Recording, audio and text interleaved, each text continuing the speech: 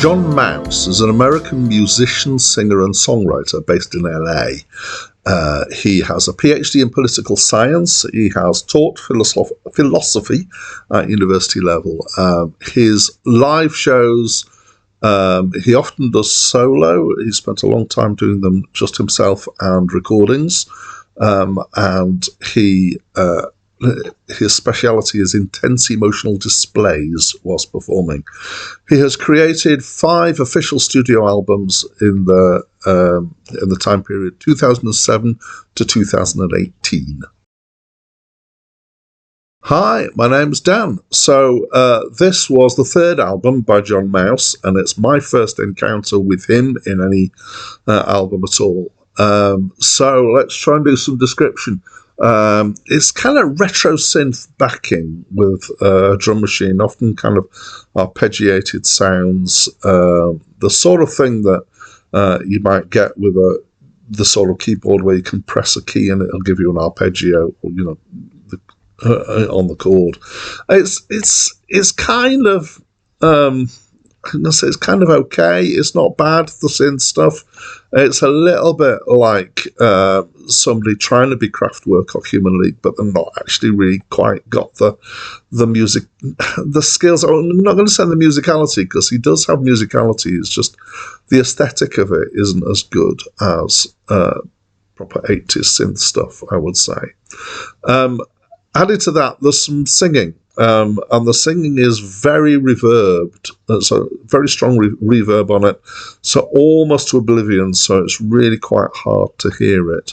There are shades of Baroque music here, and there's deliberate use of stuff that's meant to sound like Gregorian chants. And in the description on Wikipedia, it talks about church modes, so the kind of music that's the harmonic structure of the music harks back to old church music.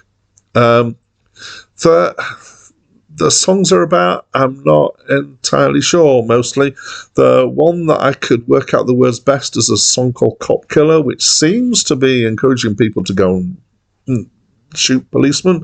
Apparently not. He has commented on this and said that it's about dealing with the boundaries that are holding you back within, or some such thing.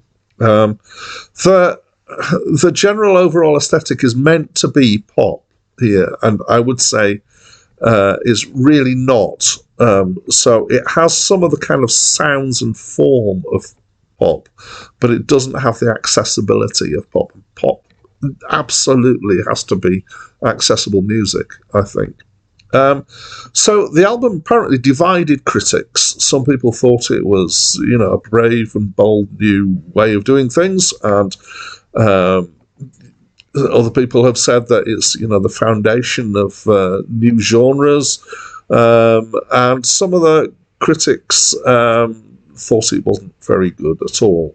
And I think I'm with the second group, I'm afraid. I think that the problem is that it's trying to be art. There's all sorts of meaning meant to be imbued into this thing, I gather. But actually what you've got is synth-based music that isn't earth-shattering, with vocals that you can't really hear because they're so made into the distance with a reverb. And it's just not, it's not hugely unpleasant, but it's not a great flashing revelation of something that, is earth-shattering and, going to change my outlook on everything in the world ever, or, even a little bit on anything. I just think, I'm not really that bothered by it. I think it's kind of failed and it's missed the mark. So I would say it's not really for general listening, unless you happen to like this sort of thing. It's kind of verging on towards the dream pop end of stuff, or vaporwave apparently. So there is an audience out there for things like this, but it's not me. So that's what I think. What do you think? Please talk to me through the comments box. And that's it from me for now.